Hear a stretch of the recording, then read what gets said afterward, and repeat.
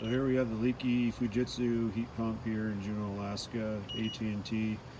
There's the model and serial number for it.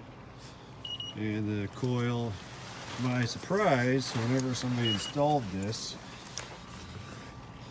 they plugged up all the drain holes for the outdoor unit drain pan. So as far as I can tell, this thing has never been able to defrost properly.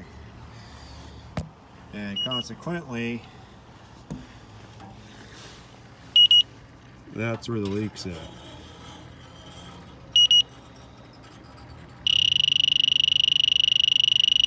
And this is on medium sensitivity. We'll try low.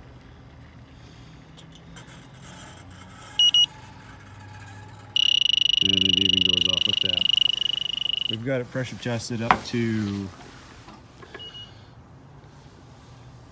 about 330 psi with nitrogen and the trace refrigerant that was left in it. Again, this is in Juneau, Alaska at the At&t